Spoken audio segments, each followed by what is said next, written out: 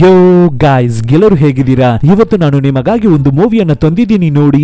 ಏನು ಇಲ್ಲ, ನಮ್ಮ ಹೀರೋಯಿನ್ ಚೈನಾದಲ್ಲಿ ಒಂದು ದೊಡ್ಡ ಗ್ಯಾಂಗ್ಸ್ಟರ್ ಆಗಿರ್ತಾರೆ. ಆದ್ರೆ ಅಲ್ಲಿ ನಡೆದಿದ್ದ ಒಂದು ಚಿಕ್ಕ ಪ್ರಾಬ್ಲಮ್ ನಿಂದ ನಮ್ಮ ಹೀರೋಯಿನ್ ಅವರ ತಂದೆ ಏನಂತ ಹೇಳ್ಬಿಡ್ತಾರೆ ಅಂದ್ರೆ, ನೀನು ಸ್ವಲ್ಪ ದಿನ ಕೊರಿಯಾಗೆ ಹೋಗಿ ಸೆಟ್ಲ್ ಆಗಿರು, ಅಲ್ಲಿ ನನ್ನ ಫ್ರೆಂಡ್ ಒಬ್ಬ ಹಳೆ ಗ್ಯಾಂಗ್ಸ್ಟರ್ ಇರ್ತಾ ಇದ್ದಾನೆ, ಅವನು ನಿನ್ನನ್ನು ಚೆನ್ನಾಗಿ ನೋಡ್ಕೊತಾನೆ ಅಂತ ಹೇಳ್ಬೇಕಾದ್ರೆ ಅದೇ ತರ ನಮ್ಮ ಹೀರೋಯಿನ್ ಹೊರಟು ಕೊರಿಯಾಗೆ ಬರ್ತಾರೆ. ಆದ್ರೆ ನಮ್ಮ ಹೀರೋಯಿನ್ಗೆ ಕೊರಿಯನ್ ಭಾಷೆ ಗೊತ್ತಿರಲ್ಲ. ಹೀಗಿರ್ಬೇಕಾದ್ರೆ ಆ ಕೊರಿಯಾದಲ್ಲಿರುವ ಗ್ಯಾಂಗ್ಸ್ಟರ್ ಕೆಳಗಡೆನೆ ನಮ್ಮ ಹೀರೋ ಕೆಲಸ ಮಾಡ್ತಿರ್ತಾನೆ. ನಮ್ಮ ಹೀರೋವನ್ನ ಒಬ್ಬ ಕಾಮಿಡಿ ಗ್ಯಾಂಗ್ಸ್ಟರ್ ಅಂತ ಕೂಡ ಹೇಳ್ಬೋದು. ಹೀಗಿರ್ಬೇಕಾದ್ರೆ ಕೊರಿಯನ್ ಗ್ಯಾಂಗ್ಸ್ಟರ್ ನಮ್ಮ ಹೀರೋ ಹತ್ರ ಹೀರೋಯಿನ್ ಅನ್ನ ನಿಮ್ಮ ಮನೆಯಲ್ಲೇ ಇಟ್ಟು ಸೇಫ್ ಆಗಿ ನೋಡ್ಕೊ ಅಂತ ಹೇಳ್ತಾರೆ. ಆದ್ರಿಂದ ನಮ್ಮ ಹೀರೋನು ಹೀರೋಯಿನ್ ಮುಂದೆ ಒಂದು ದೊಡ್ಡ ಗ್ಯಾಂಗ್ಸ್ಟರ್ ಆಗಿ ತೋರ್ಸ್ಕೋಬೇಕು ಅಂತ ಕಾಮಿಡಿ ಮಾಡ್ತಿರ್ತಾನೆ. ಆದ್ರೆ ಅವನಿಗೆ ಗೊತ್ತಿರಲ್ಲ ನಮ್ಮ ಹೀರೋಯಿನ್ ಚೈನಾದಲ್ಲಿ ಒಂದು ದೊಡ್ಡ ಗ್ಯಾಂಗ್ಸ್ಟರ್ ಅಂತ. ಆಮೇಲೆ ಏನೆಲ್ಲ ಆಗುತ್ತೆ ಅನ್ನೋದನ್ನ ಸೂಪರ್ ಆಗಿ ಹೇಳಿರುವ ಮೂವಿನೇ my wife is a gangster. ಸರಿ, ಓಕೆ, ಡೈರೆಕ್ಟ್ ಕತೆ ಒಳಗಡೆ ಹೋಗೋಣ.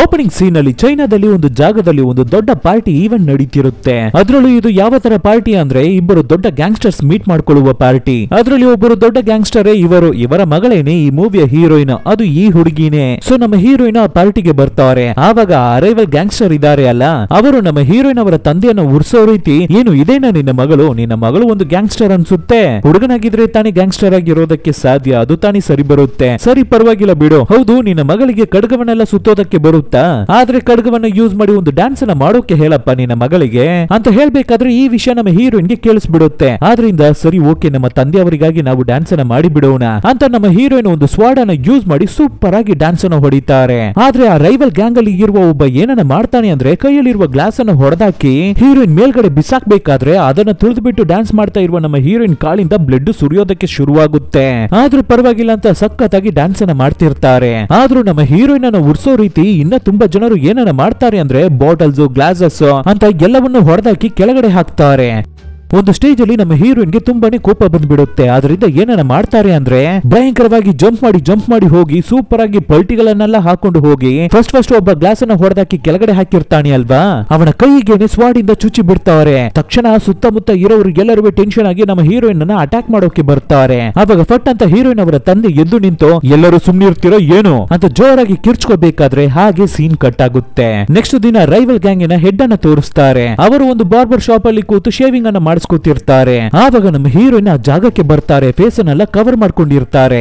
ಬಂದಿದ್ದ ತಕ್ಷಣ ರೈವಲ್ ಗ್ಯಾಂಗಿನ ಹೆಡ್ ಕತ್ತನ್ನು ಕುಯ್ದು ಬಿಟ್ಟು ಅಲ್ಲಿಂದ ಎಸ್ಕೇಪ್ ಆಗಿ ಹೋಗ್ಬಿಡ್ತಾಳೆ ನಮ್ಮ ಹೀರೋಯಿನ್. ಅಷ್ಟೇ ರೈವಲ್ ಗ್ಯಾಂಗಿನ ಹೆಡ್ ಕತೆ ಮುಗೀತು. ನೆಕ್ಸ್ಟ್ ಸೀನ್ ಅಲ್ಲಿ ಆ ಗ್ಯಾಂಗ್ಸ್ಟರ್ ಗೆ ಫ್ಯೂನರಲ್ ನಡೀತಿರುತ್ತೆ. ಆವಾಗ ಗ್ಯಾಂಗ್ಸ್ಟರಿನ ಮಗ ತುಂಬಾನೇ ಕೋಪದಲ್ಲಿ ಇರ್ತಿದ್ದಾನೆ. ಅವ್ರಗಳನ್ನ ಸುಮ್ನೆ ಬಿಡಬಾರ್ದು, ಅವ್ರಗಳನ್ನ ರಿವೆಂಜ್ ತಗೊಳ್ಳೇಬೇಕು. ಹೀರೋಯಿನ್ ಅಂತೂ ಸುಮ್ನೆ ಬಿಡ್ಲೇಬಾರ್ದು, ಅವಳನ್ನ ಖಂಡಿತ ರಿವೆಂಜ್ ತಗೊಳ್ಳೇಬೇಕು, ಅವಳನ್ನ ಸಾಯಿಸ್ಲೇಬೇಕು, ಅವಳು ಒಂದು ಹುಡುಗಿಯಾಗಿದ್ಬಿಟ್ಟು ಅವಳು ಎಂತಹ ಕೆಲಸವನ್ನ ಮಾಡಿದ್ದಾಳೆ ಅಂತ ಹೇಳಿ ತುಂಬಾನೇ ಕೋಪದಿಂದ ಜೋರಾಗಿ ಕಿರ್ಚ್ಕೋತಿರ್ತಾನೆ ಹುಡುಗ.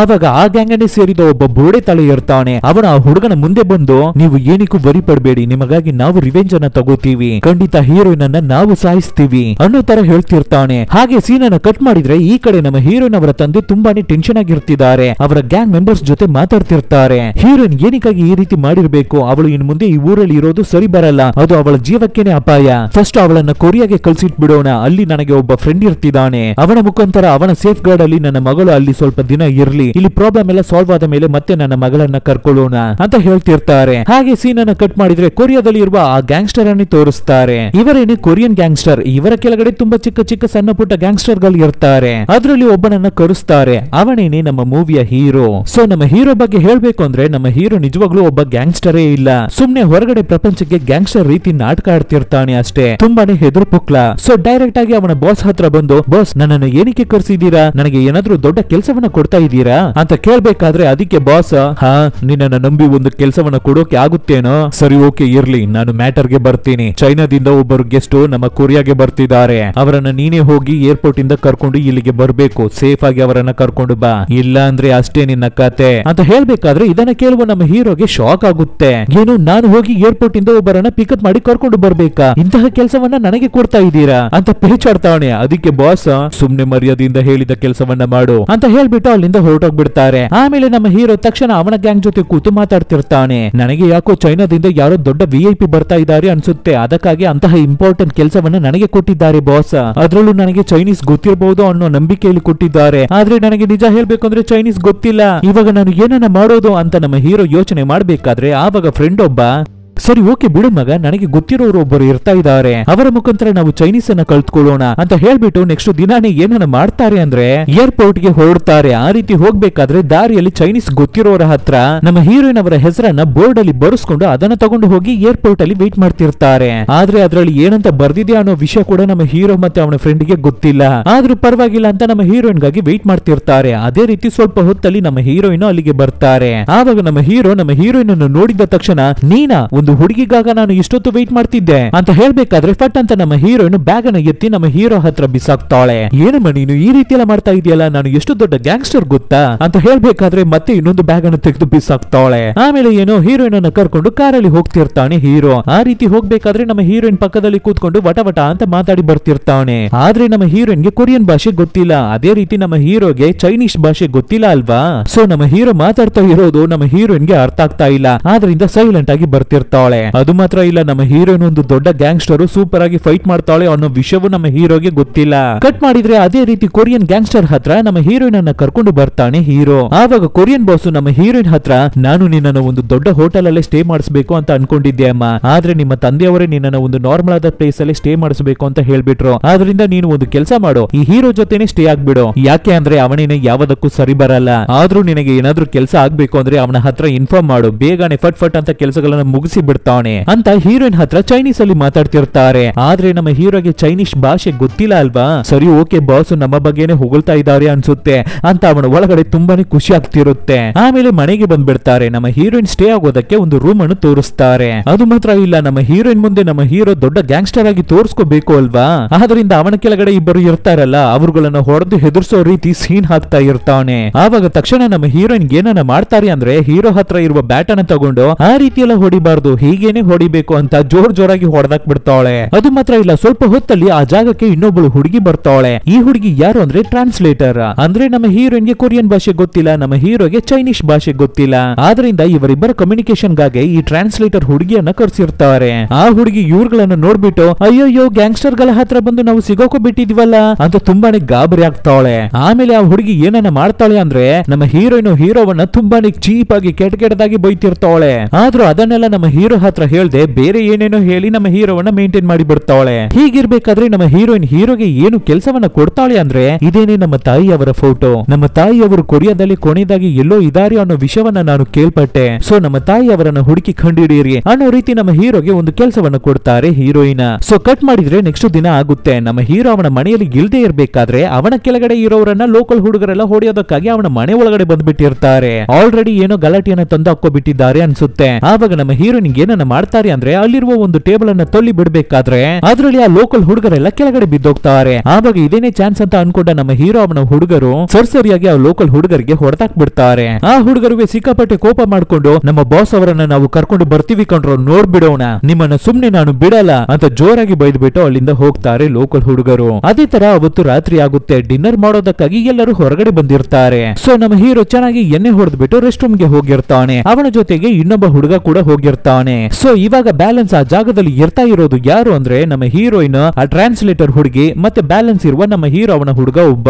ಈ ರೀತಿ ಅವರು ಮೂವರು ಟೇಬಲ್ ಅಲ್ಲಿ ಕೂತಿರ್ಬೇಕಾದ್ರೆ ಬೆಳಗ್ಗೆನೆ ಮನೆ ಒಳಗಡೆ ಬಂದು ಹುಡುಗರು ಏಟ್ ಹೊಡಿಸ್ಕೊಂಡು ಹೋಗಿದ್ರಲ್ವಾ ಲೋಕಲ್ ಹುಡುಗರು, ಅವರು ಅವರ ಬಾಸ್ ಅನ್ನ ಕರ್ಕೊಂಡು ಆ ರೆಸ್ಟೋರೆಂಟ್ ಗೆ ಬಂದ್ಬಿಟ್ಟಿರ್ತಾರೆ.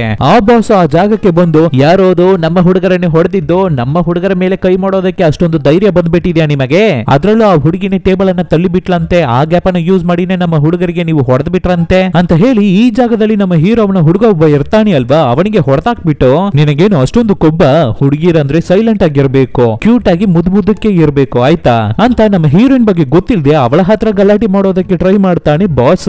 ಅಷ್ಟೇ ನಮ್ಮ ಹೀರೋಯಿನ್ಗೆ ಸಿಕ್ಕಾಪಟ್ಟೆ ಇರಿಟೇಟ್ ಆಗೋಯ್ತು, ತುಂಬಾನೇ ಕೋಪ ಮಾಡ್ಕೋಬಿಟ್ಲು. ಎದ್ದು ಬಂದು ಎಲ್ಲರಿಗೂ ಭೂತ ಬಿಡಿಸ್ತಾಳೆ ನೋಡಿ, ಕಾಲಿಂದ ಎಲ್ಲರಿಗೂ ಕಿಕ್ ಮಾಡಿ ಸ್ವಲ್ಪ ಹೊತ್ತಲ್ಲೇ ಎಲ್ಲರ ಕಥೆಯನ್ನು ಮುಗಿಸ್ಬಿಡ್ತಾಳೆ. ಸೊ ಇದನ್ನ ನೋಡಿದ ಹೀರೋ ಅವನ ಹುಡುಗ ತುಂಬಾನೇ ಶಾಕ್ ಆಗಿ ಬಿಡ್ತಾನೆ. ಸೊ ಬೇಗ ಎದ್ದು ಬಂದು ನಮ್ಮ ಹೀರೋವನ್ನ ಮೀಟ್ ಮಾಡಿ ಈ ರೀತಿ ಲೋಕಲ್ ಹುಡುಗರು ನಮ್ಮನ್ನ ಅಟ್ಯಾಕ್ ಮಾಡೋಕೆ ಬಂದ್ರು, ಅವರು ಎಲ್ಲರನ್ನು ನಮ್ಮ ಹೀರೋಯಿನ್ ಒಬ್ಬರನ್ನೇ ಹೊಡೆದು ಧ್ವಂಸ ಮಾಡಿಬಿಟ್ರು ಅಂತ ಹೇಳ್ಬೇಕಾದ್ರೆ ಆವಾಗ ನಮ್ಮ ಹೀರೋ ತುಂಬಾನೇ ಎಣ್ಣೆ ಹೊಡೆದಿದ್ದಾನೆ ಅಲ್ವಾ. ಆದ್ರಿಂದ ಏನೇನೋ ಪೇಚಾಡ್ಬೇಡ ಕಣಲಿ ಹೋಗಲಿ ಅಂತ ಅವನು ಪೇಚಾಡ್ಬಿಟ್ಟು ಅಲ್ಲಿಂದ ಹೋಗ್ಬಿಡ್ತಾನೆ. ಕಟ್ ಮಾಡಿದ್ರೆ ಆ ಒಡಿಸ್ಕೊಂಡು ಬಂದ ಲೋಕಲ್ ಬಾಸ್ ಅನ್ನೇ ತೋರಿಸ್ತಾರೆ. ನೋಡಿದ್ರೆ ಅವನಿಗಿಂತ ಒಬ್ಬರು ದೊಡ್ಡ ಬಾಸ್ ಇರ್ತಾ ಇದ್ದಾರೆ. ಅವರ ಹತ್ರ ಹೋಗಿ ಈ ರೀತಿ ಒಬ್ಬಳು ಹುಡುಗಿ ನಮ್ಮನ್ನ ಹೊಡೆದಾಕ್ಬಿಟ್ಲು ಅಂತ ಹೇಳ್ತಾನೆ. ಇದನ್ನ ಕೇಳುವ ಅವರಿಗೆ ಕೋಪ ಬಂದ್ಬಿಡುತ್ತೆ. ತಕ್ಷಣ ನಮ್ಮ ಹೀರೋವನ್ನ ಅವರ ಹೆಡ್ ಕ್ವಾರ್ಟರ್ಸ್ ಗೆ ಕರೆಸ್ತಾರೆ. ಈ ರೀತಿ ಒಂದು ಬಿಸ್ನೆಸ್ ಮೀಟಿಂಗ್ ಇರ್ತಾ ಇದೆ, ಅದ್ರ ಬಗ್ಗೆ ಮಾತಾಡ್ಬೇಕು ಅಂತ. ತಕ್ಷಣ ಹೀರೋನು ಹೀರೋಯಿನ್ ಅನ್ನ ಕರ್ಕೊಂಡು ಆ ಜಾಗಕ್ಕೆ ಹೋಗ್ತಾನೆ. ಅಲ್ಲಿಗೆ ಹೋಗಿ ನೋಡ್ಬೇಕಾದ್ರೇನೆ ಗೊತ್ತಾಗ್ಲಿಕ್ಕೆ ಬರುತ್ತೆ ಆಲ್ರೆಡಿ ನಮ್ಮ ಹೀರೋ ಅವನ ಹುಡುಗರನ್ನ ಹಿಡಿದು ಸೊರ್ಸರಾಗಿ ಹೊಡೆದು ಭೂತ ಬಿಡಿಸಿ ಅಲ್ಲಿ ಕೂರ್ಸಿದ್ದಾರೆ ಅಂತ.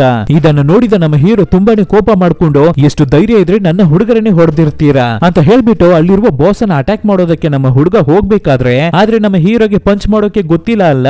ಅಷ್ಟೇ ಆ ಬಾಸ್ ಒಂದೇ ಒಂದು ಪಂಚು ನಮ್ಮ ಹೀರೋ ಹಾರಿ ಬಂದು ಬೀಳ್ತಾನೆ. ಸೊ ಇದನ್ನೆಲ್ಲ ನೋಡುವ ನಮ್ಮ ಹೀರೋಯಿನ್ ಸರಿ ಓಕೆ ಹೀರೋಗೆ ಸ್ವಲ್ಪ ಹೆಲ್ಪ್ ಮಾಡೋಣ ಅಂತ ಯೋಚನೆ ಮಾಡ್ತಾರೆ. ಆವಾಗ ಪಕ್ಕದಲ್ಲಿ ನಟ್ಸ್ ಎಲ್ಲ ಬಿದ್ದಿರುತ್ತೆ. ಅದ್ರಲ್ಲಿ ಒಂದನ್ನ ತಗೊಂಡು ಕರೆಕ್ಟ್ ಆಗಿ ಏಮ್ ಮಾಡಿ ಆ ಬಾಸ್ ಅವನ ಕಣ್ಣಿಗೆನೆ ಹೊಡಿಬೇಕಾದ್ರೆ ಅದೇ ಸಮಯದಲ್ಲಿ ನಮ್ಮ ಹೀರೋನ ಅವನಿಗೆ ಪಂಚ್ ಮಾಡೋದಕ್ಕೆ ಬಂದಿರ್ತಾನೆ. ಸೊ ನಮ್ಮ ಹೀರೋ ಹೊಡೆಯುವ ಒಂದು ಪಂಚ್ಗೆ ಆ ಬಾಸ್ ಹಾರಿ ಹೋಗಿ ಬೀಳ್ತಾನೆ. ಹೀರೋನಿ ಶಾಕ್ ಆಗಿ ಬಿಡ್ತಾನೆ, ನನಗೆ ಇಷ್ಟೊಂದು ಪವರ್ ಇರ್ತಾ ಇದೆಯಾ ಅಂತ. ಆದ್ರೆ ಆ ಜಾಗದಲ್ಲಿ ತುಂಬಾನೇ ಹುಡುಗರು ಇರ್ತಾ ಇದ್ದಾರೆ ಆಪೋಸಿಟ್ ಗ್ಯಾಂಗ್ ನವರು. ಅಷ್ಟೇ ಅವರೆಲ್ಲರೂ ನಮ್ಮ ಹೀರೋವನ್ನ ಹಿಡಿದು ಸರಿಯಾಗಿ ಹೊಡಿತಿರ್ತಾರೆ. ಏನೇ ನಮ್ಮ ಹೀರೋ ಏಟು ಹೊಡಿಸ್ಕೊಂಡ್ರುವೆ ನಮ್ಮ ಹೀರೋಯಿನ್ಗೆ ಏಟು ಬಿದ್ಬಿಡ್ಬಾರ್ದು ಅಂತ ಅವಳನ್ನ ಸೇಫ್ ಗಾರ್ಡ್ ಮಾಡ್ತಾನೆ ಇರ್ತಾನೆ. ಯಾಕೆಂದ್ರೆ ನಮ್ಮ ಹೀರೋಯಿನ್ ಬಗ್ಗೆ ಅವನಿಗೆ ಗೊತ್ತಿಲ್ಲ ಅಲ್ವಾ, ಅವಳು ತುಂಬಾನೇ ಸೈಲೆಂಟ್ ಹುಡುಗಿ ಸಾಧು ಅಂತ ಅನ್ಕೊಂಡಿದ್ದಾನೆ ನಮ್ಮ ಹೀರೋ. ಆವಾಗ ನಮ್ಮ ಹೀರೋಯಿನ್ ಸ್ವಲ್ಪ ದಾರಿ ಬಿಡು ನಾನು ನೋಡ್ಕೋತೀನಿ ಅಂತ ಹೇಳ್ಬಿಟ್ಟು ಮುಂದೆ ಬರ್ತಾಳೆ. ನಮ್ಮ ಹೀರೋಗೆ ಏನುವೇ ಅರ್ಥ ಆಗ್ತಾ ಇಲ್ಲ. ಅಲ್ಲಿ ನಮ್ಮ ಹೀರೋಯಿನ್ ಮುಂದೆ ಬಂದು ಸ್ವಲ್ಪ ಹೊತ್ತು ಅಷ್ಟೇ ಎಲ್ಲರಿಗೂ ಹೊಡೆದು ಭೂತ ಬಿಡಿಸಿ ಧ್ವಂಸ ಮಾಡಿ ಕೆಳಗಡೆ ಬೀಳಿಸ್ಬಿಡ್ತಾಳೆ. ಇದನ್ನ ನೋಡಿ ನಮ್ಮ ಹೀರೋ ಬಾಯಿ ಬಿಟ್ಟು ಶಾಕ್ ಆಗಿ ನೋಡ್ತಿರ್ತಾನೆ. ಯಾರು ಗುರು ಇವಳು ಈ ಮಟ್ಟಿಗೆ ಫೈಟ್ ಮಾಡ್ತಾ ಇದ್ದಾಳಲ್ಲ ಅಂತ ನೋಡ್ತಿರ್ತಾನೆ. ಹಾಗೆ ಸೀನ್ ಕಟ್ ಮಾಡಿದ್ರೆ ಸೊ ಈ ಗೆಲುವನ್ನು ಸೆಲೆಬ್ರೇಟ್ ಮಾಡೋದಕ್ಕಾಗಿ ರಾತ್ರಿ ಎಲ್ಲರೂ ಎಣ್ಣೆ ಹಾಕ್ತಾರೆ, ಆಲ್ಕೋಹಾಲ್ ಪಾರ್ಟಿಯನ್ನ ಮಾಡ್ತಿರ್ತಾರೆ. ಆದ್ರೆ ಇನ್ನ ನಮ್ಮ ಹೀರೋ ಅಕ್ಷರದಿಂದ ಹೊರಗಡೆ ಬಂದಿಲ್ಲ. ಹೀಗಿರ್ಬೇಕಾದ್ರೆ ಆವತ್ತು ರಾತ್ರಿ ಮನೆಗೆ ಬರ್ತಾರೆ. ಮನೆಗೆ ಬಂದ ಮೇಲೆ ಆ ಟ್ರಾನ್ಸ್ಲೇಟರ್ ಹುಡುಗಿಗೆ ತುಂಬಾನೇ ಖುಷಿ. ತಕ್ಷಣ ಜಾಲಿಯಾಗಿ ಆಟ ಆಡ್ತಾ ಇರ್ತಾಳೆ. ಅದೇ ತರ ಇಬ್ಬರು ಹುಡುಗರು ಕೂಡ ಹೀರೋಯಿನ್ ಅವರು ಎಷ್ಟು ಟ್ಯಾಲೆಂಟೆಡ್ ಆಗಿ ಇರ್ತಾ ಇದ್ದಾರೆ, ಹೇಗೆ ಅವರು ಎಲ್ಲರನ್ನು ಹೊಡೆದು ಧ್ವಂಸ ಮಾಡ್ತಾರೆ, ಅವರ ಹತ್ರದಿಂದ ನಾವು ತುಂಬಾ ವಿಷಯಗಳನ್ನ ಕಲ್ತ್ಕೋಬೇಕು ಅನ್ನೋ ರೀತಿ ಮಾತಾಡ್ತಿರ್ತಾರೆ. ಅದೇ ಸಮಯದಲ್ಲಿ ಇಲ್ಲಿ ಹೊರಗಡೆ ನಮ್ಮ ಹೀರೋ ಮತ್ತೆ ಹೀರೋಯಿನ್ ಕೂತು ಮಾತಾಡ್ತಿರ್ತಾರೆ. ನಮ್ಮ ಹೀರೋ ಕೊರಿಯನ್ ಭಾಷೆಯಲ್ಲಿ ಮಾತಾಡ್ತಿರ್ತಾನೆ, ಹೀರೋಯಿನ್ ಚೈನೀಸ್ ಭಾಷೆಯಲ್ಲಿ ಮಾತಾಡ್ತಿರ್ತಾಳೆ. ಇಬ್ಬರಿಗೂ ಏನುವೇ ಅರ್ಥ ಆಗಲ್ಲ ಅಲ್ವಾ. ಆದ್ರೂ ನಮ್ಮ ಹೀರೋಗೆ ಹೀರೋಯಿನ್ ಅನ್ನು ನೋಡ್ಬೇಕಾದ್ರೆ ಕ್ರಶ್ ಉಂಟಾಗೋದಕ್ಕೆ ಶುರುವಾಗುತ್ತೆ. ಅದೇ ತರ ನಮ್ಮ ಹೀರೋಯಿನ್ ಕೂಡ ನಮ್ಮ ಹೀರೋ ಅವನ ಇನ್ನೋಸೆನ್ಸ್ ತುಂಬಾನೇ ಇಷ್ಟ ಆಗ್ತಾ ಇದೆ. ಅವನು ಮಾಡುವ ಚೇಷ್ಟೆಗಳನ್ನ ನೋಡಿ ಅವನನ್ನ ಲವ್ ಮಾಡೋದಕ್ಕೇನೆ ಶುರು ಹಚ್ಕೊಬಿಟ್ಟಿರ್ತಾಳೆ ಹೀರೋಯಿನ್. ಕಟ್ ಮಾಡಿದ್ರೆ ನೆಕ್ಸ್ಟ್ ದಿನ ಬೆಳಗ್ಗೆ ಆಗುತ್ತೆ. ಎಲ್ಲರೂ ತಿಂಡಿ ತಿನ್ನೋದಕ್ಕಾಗಿ ಕೂತಿರ್ತಾರೆ. ಆವಾಗ ಇಬ್ಬರು ಅಸಿಸ್ಟೆಂಟ್ ಹುಡುಗರುವೆ ನಮ್ಮ ಹೀರೋಯಿನ್ ಅನ್ನ ನೋಡಿ ತುಂಬಾನೇ ಹೆದರ್ಕೊತಿರ್ತಾರೆ. ಅಯ್ಯೋಯ್ಯೋ ಇಷ್ಟೊಂದು ಟೆರರ್ ಆದ ಹುಡುಗಿನ, ಈ ಮಟ್ಟಿಗೆ ಫೈಟ್ ಮಾಡಿದ ಹುಡುಗಿಯನ್ನ ನಾವು ನೋಡೇ ಇಲ್ಲ, ಇಷ್ಟೊಂದು ಆಕ್ರೋಶವಾಗಿ ಇರ್ತಾ ಇದಾರಲ್ಲ, ನಾವು ಏನನ್ನಾದ್ರೂ ಮಾಡಿದ್ರೆ ನಮ್ಮ ಕಥೆಯನ್ನು ಮುಗಿಸ್ಬಿಡ್ತಾರೆ ಅನ್ಸುತ್ತೆ ಅಂತ ಭಯದಲ್ಲಿ ಇರ್ತಿರ್ತಾರೆ. ಆವಾಗ ನಮ್ಮ ಹೀರೋಯಿನ್ ಏನು ತೊಂದ್ರೆ ಇಲ್ಲ ಎಲ್ಲರೂ ಕೂತು ಊಟ ಮಾಡಿ ಅಂತ ಹೇಳಿದ ತಕ್ಷಣ ಹುಡುಗರು ಗಪ್ ಚಿಪ್ ಅಂತ ಬಂದು ಕೂತು ಊಟ ಮಾಡ್ತಿರ್ತಾರೆ. ಆವಾಗ ಟ್ರಾನ್ಸ್ಲೇಟರ್ ಹುಡುಗಿ ಏನನ್ನ ಮಾಡ್ತಾಳೆ ಅಂದ್ರೆ ಇನ್ ಮುಂದೆ ಕರೆಕ್ಟ್ ಆಗಿ ಇರ್ಬೇಕಂತೆ ನೀವು ಅಂತ ಚೈನೀಸ್ ಅಲ್ಲಿ ಹೇಳ್ತಾ ಇದ್ದಾರೆ ಅಂತ ನಮ್ಮ ಹೀರೋಯಿನ್ ಹೇಳೋದನ್ನ ಚೇಂಜ್ ಮಾಡಿ ಹೇಳ್ತಿರ್ತಾಳೆ ಟ್ರಾನ್ಸ್ಲೇಟರ್ ಹುಡುಗಿ. ಬೇಕು ಅಂತಾನೆ ಆ ರೀತಿ ಮಾಡ್ತಿರ್ತಾಳೆ. ನಮ್ಮ ಹೀರೋ ಅವನ ಗ್ಯಾಂಗಿಗೆ ಉರ್ಸಿ ಖುಷಿ ಪಡ್ತಿರ್ತಾಳೆ. ಸೊ ಏನನ್ನೆಲ್ಲ ನಮ್ಮ ಹೀರೋಯಿನ್ ಹೇಳ್ತಾಳೋ ಅದನ್ನೆಲ್ಲ ಚೇಂಜ್ ಮಾಡಿ ಹೇಳಿ ಫನ್ ಮಾಡ್ತಿರ್ತಾಳೆ ಟ್ರಾನ್ಸ್ಲೇಟರ್. ಆಮೇಲೆ ನೋಡಿದ್ರೆ ನಮ್ಮ ಹೀರೋ ಅವನ ಬಾಸ್ ನಮ್ಮ ಹೀರೋವನ್ನ ಕರ್ಸಿರ್ತಾರೆ. ಏನು ಅಂತ ಬಂದು ನೋಡ್ಬೇಕಾದ್ರೆ ನಿನ್ನೆ ರಾತ್ರಿ ಗಲಾಟೆಯಲ್ಲಿ ಹೊಡೆಸ್ಕೊಂಡ್ನಲ್ವಾ ಬಾಸ್, ಅವನು ಇವಾಗ ಈ ಕೊರಿಯನ್ ಗ್ಯಾಂಗ್ಸ್ಟರ್ ಹೆಡ್ ಮುಂದೆ ನೀಲ್ ಡೌನ್ ಮಾಡಿ ಕೂತಿರ್ತಾನೆ. ಆವಾಗ ಗ್ಯಾಂಗ್ಸ್ಟರ್ ಹೆಡ್ ಏನೋದು ಗಲಾಟೆ ಅಂತ ಕೇಳ್ಬೇಕಾದ್ರೆ ಅದಕ್ಕೆ ಲೋಕಲ್ ಬಾಸ್ ಹೀರೋನಿ ನಿನ್ನೆ ರಾತ್ರಿ ನಮ್ಮನ್ನ ಪಬ್ಬಲ್ಲಿ ಹೊಡೆದಿದ್ದು ಅಂತ ಹೇಳ್ಬಿಡ್ತಾನೆ. ಯಾಕೆ ಅಂದ್ರೆ ಹೀರೋಯಿನ್ ಕೈಯಲ್ಲಿ ಒಂದು ಹುಡುಗಿ ಕೈಯಲ್ಲಿ ಹೊಡೆಸ್ಕೊಂಡಿದ್ದ ವಿಷಯ ಹೊರಗಡೆ ಗೊತ್ತಾಗಬಾರ್ದು ಅಂತ ಈ ರೀತಿ ಸುಳ್ಳನ್ನ ಹೇಳಿರ್ತಾನೆ ಆ ಲೋಕಲ್ ಬಾಸ್. ಇದನ್ನ ಕೇಳಿ ಇಂಪ್ರೆಸ್ ಆದ ಗ್ಯಾಂಗ್ಸ್ಟರ್ ಏನನ್ನ ಮಾಡ್ತಾರೆ ಅಂದ್ರೆ ನಮ್ಮ ಹೀರೋವನ್ನ ಕರೆದು ನೀನು ಇಷ್ಟು ಬೇಗ ಇಷ್ಟು ದೊಡ್ಡದಾಗಿ ಡೆವಲಪ್ ಆಗ್ತೀಯ ಅಂತ ನಾನು ಅನ್ಕೊಂಡಿರ್ಲಿಲ್ಲ ಕಣೋ, ಆದ್ರಿಂದ ಇನ್ ಮುಂದೆ ನೀನೇನೆ ನನ್ನ ರೈಟ್ ಹ್ಯಾಂಡ್ ಅಂತ ಹೇಳಿ ನಮ್ಮ ಹೀರೋವನ್ನ ಪ್ರಮೋಟ್ ಎಲ್ಲ ಮಾಡ್ತಾರೆ. ನಮ್ಮ ಹೀರೋಗೂ ಭಯ ಆಗ್ತಾ ಇರುತ್ತೆ, ಅಯ್ಯೋಯ್ಯೋ ಬೇಗನೆ ಎತ್ತಿ ನಮ್ಮನ್ನ ಟಾಪ್ ಅಲ್ಲಿ ಕೂರಿಸ್ತಾ ಇದಾರಲ್ಲ, ಕೆಳಗಡೆ ಇರೋರೆಲ್ಲ ನಮ್ಮನ್ನ ಗುರಾಯಿಸ್ತಾ ಇದಾರಲ್ಲ, ಅಯ್ಯೋಯ್ಯೋ ನನಗೆ ಭಯ ಆಗ್ತಾ ಇದೆಯಲ್ಲ ಅಂತ ಹೆದರ್ಕೋತಿರ್ತಾನೆ. ಆದ್ರೂ ಎಲ್ಲರೂ ಆ ಗ್ಯಾಂಗ್ಸ್ಟರ್ಗಾಗಿ ತಾನೇ ಕೆಲಸ ಮಾಡ್ತಾ ಇದ್ದಾರೆ. ಆದ್ರಿಂದ ಇವಾಗ ಆ ಗ್ಯಾಂಗ್ಸ್ಟರಿನ ರೈಟ್ ಹ್ಯಾಂಡ್ ಆದ ನಮ್ಮ ಹೀರೋಗೂ ಸಲ್ಯೂಟ್ ಅನ್ನ ಹೊಡಿತಿರ್ತಾರೆ ಮಿಕ್ಕಿರೋರು. ಇದೇ ಸಮಯದಲ್ಲಿ ಚೈನಾದಲ್ಲಿ ನೋಡ್ಬೇಕಾದ್ರೆ ಆ ಬೋರ್ಡೆ ತಲೆ ಇರ್ತಾ ಇದ್ದಾನಲ್ಲ ಅವನ ಗ್ಯಾಂಗಿಗೆ ನಮ್ಮ ಹೀರೋಯಿನ್ ಕೊರಿಯಾದಲ್ಲೇ ಇರ್ತಾ ಇದ್ದಾಳೆ ಅನ್ನೋ ವಿಷಯ ಗೊತ್ತಾಗ್ಬಿಡುತ್ತೆ. ಆದ್ರಿಂದ ಒಬ್ಬ ಅಸೈಸನ್ ಅನ್ನ ರೆಡಿ ಮಾಡಿ ಹೀರೋಯಿನ್ ಅನ್ನ ಕೊಂದ್ಬಿಡೋ ಅನ್ನೋ ರೀತಿ ಆರ್ಡರ್ ಅನ್ನು ಕೊಟ್ಟು ಕಳಿಸ್ತಾವನೆ. ಅದೇ ಸಮಯದಲ್ಲಿ ಇಲ್ಲಿ ಕೊರಿಯಾದಲ್ಲಿ ನಮ್ಮ ಹೀರೋಯಿನ್ ನಮ್ಮ ಹೀರೋ ಅವನ ಗ್ಯಾಂಗುವೆ ಟೌನ್ಗೆ ಬಂದಿರ್ತಾರೆ. ತುಂಬಾ ವಿಷಯಗಳನ್ನ ಪರ್ಚೇಸ್ ಮಾಡ್ತಿರ್ತಾರೆ, ಚೆನ್ನಾಗಿ ಎಂಜಾಯ್ ಮಾಡ್ತಿರ್ತಾರೆ. ಅದೇ ಸಮಯದಲ್ಲಿ ಆ ಅಸಾಸಿನ್ ಆ ಜಾಗಕ್ಕೆ ಬಂದ್ಬಿಟ್ಟಿದ್ದಾನೆ ಅನ್ಸುತ್ತೆ. ನಮ್ಮ ಹೀರೋಯಿನ್ ಅನ್ನ ಸ್ನೈಪರ್ ಇಂದ ಏಮ್ ಮಾಡ್ತಿರ್ತಾನೆ. ಇದು ಗೊತ್ತಿಲ್ಲದೆ ನಮ್ಮ ಹೀರೋ ಏನನ್ನ ಮಾಡ್ತಿರ್ತಾನೆ ಅಂದ್ರೆ ಗನ್ ಇಂದ ಶೂಟ್ ಮಾಡಿದ್ರೆ ಗೊಂಬೆಗಳನ್ನ ಕೊಡ್ತಾರಲ್ಲ, ಆ ಡಮ್ಮಿ ಗನ್ ಅನ್ನು ಯೂಸ್ ಮಾಡಿ ಗೊಂಬೆಯನ್ನ ಏಮ್ ಮಾಡ್ತಿರ್ತಾನೆ. ಅದೇ ಸಮಯದಲ್ಲಿ ನಮ್ಮ ಹೀರೋಯಿನ್ ಲೈಟ್ ಆಗಿ ಮೂವ್ ಆಗ್ಬೇಕಾದ್ರೆ ನಿಜವಾದ ಸ್ನೈಪರ್ ಶೂಟ್ ಮಾಡ್ತೀನಿ ಅಂತ ನಮ್ಮ ಹೀರೋಯಿನ್ ಅನ್ನ ಮಿಸ್ ಮಾಡಿ ಅಲ್ಲಿರುವ ಗೊಂಬೆಗೆ ಶೂಟ್ ಮಾಡಿ ಬಿಡ್ತಾನೆ. ಆವಾಗ ನಮ್ಮ ಹೀರೋ ನಾನಾ ಇದನ್ನ ಶೂಟ್ ಮಾಡ್ದೆ ಅಂತ ಶಾಕ್ ಆಗ್ತಿರ್ತಾನೆ. ಆದ್ರೆ ನಮ್ಮ ಹೀರೋಯಿನ್ಗೆ ಚೆನ್ನಾಗಿ ಗೊತ್ತಾಗ್ಬಿಟ್ಟಿದೆ ಇಲ್ಲಿ ಏನು ತಪ್ಪಾಗಿರ್ತಾ ಇದೆ, ಸರಿ ಇಲ್ಲ ಅಂತ. ಆದ್ರಿಂದ ತಕ್ಷಣ ಅಲ್ಲಿಂದ ನೈಸ್ ಆಗಿ ಎಸ್ಕೇಪ್ ಆಗಿ ಹೋಗ್ತಾಳೆ ಹೀರೋಯಿನ್. ಈ ಕಡೆ ನಮ್ಮ ಹೀರೋ ಎಲ್ಲಿ ಹೀರೋಯಿನ್ ಹೊರಟೋದ್ರು ಅಂತ ಹಿಂದೆ ತಿರುಗಿ ಅವಳನ್ನ ಹುಡುಕಾಡೋದಕ್ಕೆ ಶುರು ಮಾಡ್ತಾನೆ. ಅದೇ ಸಮಯದಲ್ಲಿ ಈ ಕಡೆ ನಮ್ಮ ಹೀರೋಯಿನ್ ಒಂದು ಜಾಗಕ್ಕೆ ಬಂದು ಯಾರು ಅದು ಹೊರಗಡೆ ಬನ್ನಿ ನೋಡೋಣ ಅಂತ ಹೇಳಿ ಕರೆದಿದ್ದ ತಕ್ಷಣ ಅಸಸಿನ್ಸ್ ಗೆಲ್ಲರುವೆ ಹೊರಗಡೆ ಬರ್ತಾರೆ. ಅದೇ ಸಮಯದಲ್ಲಿ ಆ ಜಾಗಕ್ಕೆ ಹೀರೋಯಿನ್ ಅನ್ನ ಹುಡುಕಿ ನಮ್ಮ ಹೀರೋನು ಕರೆಕ್ಟ್ ಆಗಿ ಆ ಸ್ಪಾಟ್ ಗೆ ಬಂದ್ಬಿಡ್ತಾನೆ. ಅಷ್ಟರಲ್ಲಿ ಅಸಾಸಿನ್ ಗ್ಯಾಂಗು ಏನನ್ನ ಮಾಡ್ತಾರೆ ಅಂದ್ರೆ ಗನ್ನನ್ನ ತಗೊಂಡು ನಮ್ಮ ಹೀರೋಯಿನ್ ಅನ್ನ ಶೂಟ್ ಮಾಡೋದಕ್ಕೆ ಶುರು ಮಾಡ್ಕೋತಾರೆ. ಆದ್ರಿಂದ ನಮ್ಮ ಹೀರೋಯಿನ್ ಹೇಗೋ ಅವರ ಹತ್ರ ಇಂದ ತಪ್ಪಿಸಿಕೊಂಡು ಆಚೆ ಓಡಿ ಬಂದ್ಬಿಡ್ತಾಳೆ. ಆದ್ರೂ ಅವಳ ಕೈಗೆ ಗುಂಡೇಟು ಬಿದ್ದು ಬಿಡುತ್ತೆ. ಆವಾಗ ನಮ್ಮ ಹೀರೋ ಅವನ ಗ್ಯಾಂಗ್ಗೆ ನಮ್ಮ ಹೀರೋಯಿನ್ ಅನ್ನ ಕಾಪಾಡಿ ಒಂದು ಜಾಗಕ್ಕೆ ಸೇಫ್ ಆಗಿ ಬಂದು ತಲುಪ್ತಾರೆ. ಆಮೇಲೆ ನಮ್ಮ ಹೀರೋ ಕೊರಿಯನ್ ಬಾಸಿಗೆ ಕಾಲ್ ಮಾಡಿ ಈ ರೀತಿ ಯಾರೋ ಅಟ್ಯಾಕ್ ಮಾಡ್ತಾ ಇದ್ದಾರೆ ಹೀರೋಯಿನ್ ಅನ್ನ ಅಂತ ಹೇಳ್ಬೇಕಾದ್ರೆ ಅದಕ್ಕೆ ಕೊರಿಯನ್ ಗ್ಯಾಂಗ್ಸ್ಟರ್ ಬಾಸ್ ತಕ್ಷಣ ಅವಳನ್ನ ಹೇಗಾದ್ರೂ ಕಾಪಾಡು, ಅವಳಿಗೆ ಮಾತ್ರ ಏನಾದ್ರೂ ಆಯ್ತು ಅಂದ್ರೆ ನಿನ್ನನ್ನ ನಾನು ಕೊಂದು ಬಿಡ್ತೀನಿ ಅಂತ ಹೆದರ್ಸ್ತಿರ್ತಾರೆ. ಆದ್ರೆ ಇಲ್ಲಿ ನಮ್ಮ ಹೀರೋ ಏನಂತ ಅನ್ಕೊಂಡಿದ್ದಾನೆ ಅಂದ್ರೆ ಅವನನ್ನ ಯಾರೋ ಅಟ್ಯಾಕ್ ಮಾಡೋಕೆ ಬಂದಿದ್ದಾರೆ ಅಂತ ಅನ್ಕೋತಾನೆ. ಮಿಸ್ ಆಗಿ ಹೀರೋಯಿನ್ ಅನ್ನ ಅಟ್ಯಾಕ್ ಮಾಡಿ ಬಿಟ್ಟಿದ್ದಾರೆ ಅಂತ ಹೀರೋಯಿನ್ ಮತ್ತೆ ಅವನ ಗ್ಯಾಂಗ್ ಅನ್ನ ಸೇಫ್ ಆಗಿ ಒಂದು ಜಾಗಕ್ಕೆ ಕಳ್ಸಿಕೊಟ್ಬಿಟ್ಟು ನಮ್ಮ ಹೀರೋ ಮಾತ್ರ ಅಲೋನ್ ಆಗಿ ಏನೇ ಆದ್ರೂ ಪರವಾಗಿಲ್ಲ ನೋಡ್ಕೊಳ್ಳೋಣ ಅನ್ನೋ ರೀತಿ ಇರ್ತಾನೆ ಆ ಜಾಗದಲ್ಲಿ. ಆದ್ರೆ ಆ ಅಸಾಸಿನ್ಸ್ ನಮ್ಮ ಹೀರೋವನ್ನ ಒಂದು ಚೂರು ಕೇರೆ ಮಾಡ್ತಾ ಇಲ್ಲ. ಆಮೇಲೆ ಡೈರೆಕ್ಟ್ ಆಗಿ ಮನೆಗೆ ಬರ್ತಾನೆ ಹೀರೋ. ಮನೆಯಲ್ಲೇ ಹೀರೋಯಿನ್ ಕೂಡ ಇರ್ತಾರೆ.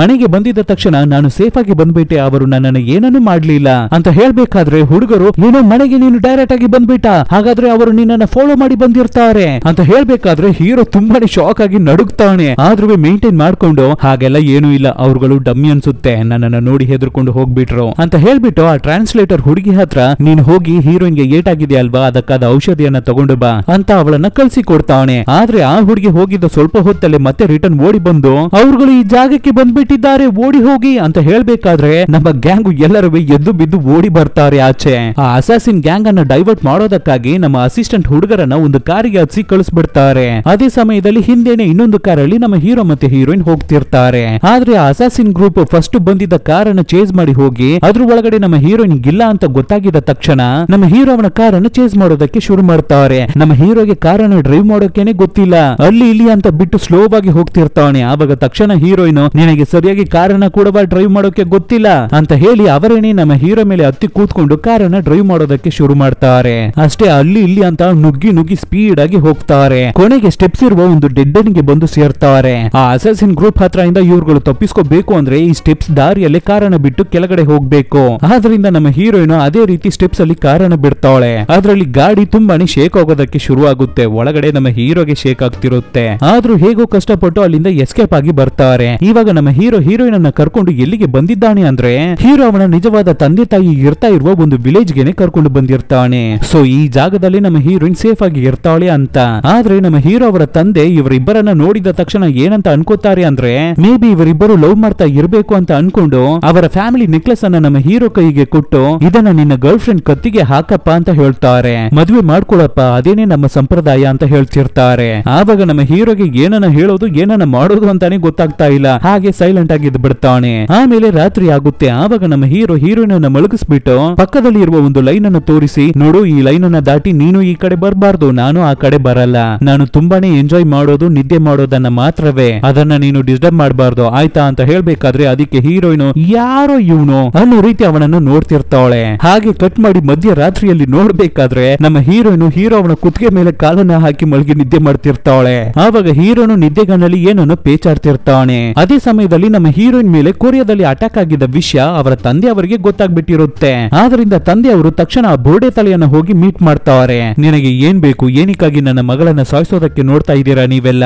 ಅನ್ನೋ ತರ ಅವ್ರಗಳ ಹತ್ರ ಡೀಲಿಂಗ್ ಅನ್ನ ಮಾತಾಡೋದಕ್ಕಾಗಿ ಬಂದಿರ್ತಾರೆ. ಆದ್ರೆ ಆ ಬೋರ್ಡೆ ತಾಳೆ ನಿಮ್ಮ ಅಡ್ವೈಸ್ ಎಲ್ಲ ನನಗೆ ಬೇಕಾಗಿಲ್ಲ ಅಂತ ಹೇಳಿ ಅವನ ಪಾಡಿಗೆ ಆಚೆ ಎದ್ದು ಹೋಗ್ಬಿಡ್ತಾನೆ. ಅವನು ಆ ಕಡೆ ಹೋಗಿದ ತಕ್ಷಣ ಆ ಜಾಗವೇ ಬಾಂಬ್ ಇಂದ ಬ್ಲಾಸ್ಟ್ ಆಗುತ್ತೆ. ಆಲ್ರೆಡಿ ಆ ಬೋರ್ಡೆ ತಾಳೆನೆ ಆ ಜಾಗದಲ್ಲಿ ಸೆಟ್ ಮಾಡಿ ಇಟ್ಟಿದ್ದಾನೆ ಅನ್ಸುತ್ತೆ. ಸೊ ನಮ್ಮ ಹೀರೋಯಿನ್ ಅವರ ತಂದೆ ಸರಿಯಾಗಿ ಸಿಗಾಕೊಂಡು ಆ ಜಾಗದಲ್ಲಿ ಸ್ಪಾಟ್ ಔಟ್ ಆಗಿ ಬಿಡ್ತಾರೆ. ಇಲ್ಲಿ ನಮ್ಮ ಹೀರೋಯಿನ್ ಫಟ್ ಅಂತ ಎಚ್ಚರ ಆಗ್ತಾಳೆ. ಅವಳಿಗೆ ಏನು ಸರಿ ಇಲ್ಲ ಅಂತ ಅನಿಸ್ತಾ ಇದೆ. ತಂದೆಯವರ ನೆನಪು ಅವಳಿಗೆ ತುಂಬಾನೇ ಆಗ್ತಿರುತ್ತೆ. ನೆಕ್ಸ್ಟ್ ದಿನ ವಿಲೇಜ್ ಗೆ ಆ ಟ್ರಾನ್ಸ್ಲೇಟರ್ ಹುಡುಗಿ ಮತ್ತೆ ನಮ್ಮ ಅಸಿಸ್ಟೆಂಟ್ ಹುಡುಗರು ಬಂದ್ಬಿಡ್ತಾರೆ. ಆದ್ರೆ ನಮ್ಮ ಹೀರೋಯಿನ್ ಮಾತ್ರ ತುಂಬಾನೇ ಡಲ್ ಆಗಿರ್ತಾ ಇದ್ದಾಳೆ. ನಮ್ಮ ತಂದೆ ಅವರಿಗೆ ಏನಾಗಿರ್ಬಹುದು, ಅವರಿಗೆ ಕಾಲ್ ಅನ್ನ ಮಾಡಿದ್ರೆ ಅವರು ಪಿಕ್ ಮಾಡ್ತಾ ಇಲ್ವಲ್ಲ ಅಂತ ಯೋಚನೆ ಮಾಡಿ ಸಪರೇಟ್ ಆಗಿ ಒಂದು ಜಾಗಕ್ಕೆ ಬಂದು ಅವರ ತಂದೆಗೆ ಕಂಟಿನ್ಯೂಸ್ ಆಗಿ ಕಾಲ್ ಅನ್ನ ಟ್ರೈ ಮಾಡ್ತಾ ಇರ್ತಾಳೆ ಹೀರೋಯಿನ್. ಆದ್ರೆ ಕೊನೆಗೂ ತಂದೆ ಅವರು ಕಾಲ್ ಅನ್ನ ಪಿಕ್ ಮಾಡ್ತಾ ಇಲ್ಲ. ಆದ್ರೆ ಅದೇ ಸಮಯದಲ್ಲಿ ಆ ಅಸಾಸಿನ್ ಗ್ರೂಪ್ ಇದಾರೆ ಅಲ್ವಾ, ನಮ್ಮ ಹೀರೋಯಿನ್ ಅನ್ನ ಸಾಯಿಸೋದಕ್ಕೆ ಟ್ರೈ ಮಾಡ್ತಾ ಇದಾರಲ್ವಾ, ಅವ್ರುಗಳು ಇವಾಗ ನಮ್ಮ ಹೀರೋಯಿನ್ ಅನ್ನ ಹುಡಿಕೊಂಡು ಈ ಜಾಗಕ್ಕೇನೆ ಬಂದ್ಬಿಟ್ಟಿರ್ತಾರೆ. ಸೊ ಒಂದು ಸ್ವಾಡ್ ಅನ್ನ ಇಟ್ಕೊಂಡು ರೆಡಿಯಾಗಿ ಇರ್ಬೇಕಾದ್ರೆ ಆ ಸಮಯದಲ್ಲಿ ಇವ್ರುಗಳನ್ನ ಕ್ರಾಸ್ ಮಾಡಿ ಒಂದು ಬೈಕ್ ಹೋಗುತ್ತೆ. ಆದ್ರಿಂದ ಅಲ್ಲಿ ಧೂಳು ತುಂಬ್ಕೋಬೇಕಾದ್ರೆ ಆವಾಗ ಫಟ್ ಅಂತ ನಮ್ಮ ಹೀರೋಯಿನ್ 3 ಚಾಕುಗಳನ್ನ ಎಸಿತಾಳೆ ಅವ್ರಗಳ ಮೇಲೆ. ಆ ಅಸಾಸಿನ್ ಹುಡುಗಿ ಅದನ್ನ ತಡೆದು ಬಿಡ್ತಾಳೆ. ಆದ್ರೆ ಮಿಕ್ಕಿರುವ ಅಸಿಸ್ಟೆಂಟ್ಸ್ ಸತ್ತೋಗ್ತಾರೆ. ಇವಾಗ ಅಸಾಸಿನ್ ಹುಡುಗಿ ಮಾತ್ರನೇ ಸಪರೇಟ್ ಆಗಿರ್ತಾ ಇದ್ದಾಳೆ. ಈ ಕಡೆ ನಮ್ಮ ಹೀರೋಯಿನ್ ಮಾತ್ರನೇ ಒಬ್ಬೊಂಟಿಯಾಗಿರ್ತಾ ಇದ್ದಾಳೆ. ಅದ್ರಲ್ಲೂ ಅಸಾಸಿನ್ ಹುಡುಗಿ ಕೂಡ ಸ್ವಾಡ್ ಅನ್ನ ಯೂಸ್ ಮಾಡಿ ಸೂಪರ್ ಆಗಿ ಫೈಟ್ ಮಾಡ್ತಾಳೆ ಅನ್ಸುತ್ತೆ. ಆದ್ರೂ ನಮ್ಮ ಹೀರೋಯಿನ್ ಸ್ವಾಡ್ ಅನ್ನ ಯೂಸ್ ಮಾಡಿ ಸೂಪರ್ ಆಗಿ ಡ್ಯಾನ್ಸ್ ಮಾಡ್ತಾಳಲ್ವಾ, ಆದ್ರಿಂದ ಇಬ್ಬರುವೆ ಸ್ವಾಡ್ ಅನ್ನ ಯೂಸ್ ಮಾಡಿ ಸಖತ್ತಾಗಿ ಫೈಟಿಂಗ್ ಅನ್ನ ಮಾಡ್ತಿರ್ತಾರೆ. ನೋಡೋದಕ್ಕೆ ಹಳೆ ಜೆಟ್ಲಿ ಕುಂಫು ಮೂವಿ ನೋಡ್ದಂಗಿರುತ್ತೆ. ಜೋರಾಗಿ ಜಗಳ ಮಾಡ್ಕೋತಾರೆ, ಹಾರಿ ಹಾರಿ ಫೈಟ್ ಮಾಡ್ಕೋತಾರೆ, ಸೂಪರ್ ಆಗಿರುತ್ತೆ. ಅದ್ರಲ್ಲೂ ಒಂದು ಸ್ಟೇಜ್ ಅಲ್ಲಿ ಅಸಾಸಿನ್ ಹುಡುಗಿ ಹಾರಿ ಬಂದು ನಮ್ಮ ಹೀರೋಯಿನ್ ಅನ್ನ ಅಟ್ಯಾಕ್ ಮಾಡಿ ಬಿಡ್ತಾಳೆ. ಆದ್ರಿಂದ ತಕ್ಷಣ ನಮ್ಮ ಹೀರೋಯಿನ್ ಇವಳನ್ನ ಟ್ರಿಕ್ ಅನ್ನು ಯೂಸ್ ಮಾಡಿನೇ ಗೆಲ್ಬೇಕು ಅಂತ ಅಲ್ಲಿ ಹುಲ್ಲು ಇರ್ತಾ ಇದೆ ಅಲ್ವಾ, ಅದ್ರ ಮೇಲೆ ಹತ್ತಿ ಅದ್ರ ಒಳಗಡೆ ಜಂಪ್ ಮಾಡಿ ಒಳಗಡೆ ಹೋಗ್ಬಿಡ್ತಾರೆ. ತಕ್ಷಣ ಅಸಾಸಿನ್ ಎಲ್ಲ ಜಾಗದಲ್ಲೂ ಚುಚ್ಚಿ ಚುಚ್ಚಿ ನೋಡ್ತಾಳೆ ಸ್ವಾಡ್ ಅನ್ನು ಯೂಸ್ ಮಾಡಿ. ಆದ್ರೂ ಕೊನೆಗೆ ನಮ್ಮ ಹೀರೋಯಿನ್ ಕೆಳಗಡೆಯಿಂದ ಆ ಹುಡುಗಿಯನ್ನ ಅಟ್ಯಾಕ್ ಮಾಡಿ ಹೇಗೋ ಕೊನೆಗೆ ಅವಳನ್ನ ಸೋಲಿಸಿ ಬಿಡ್ತಾರೆ.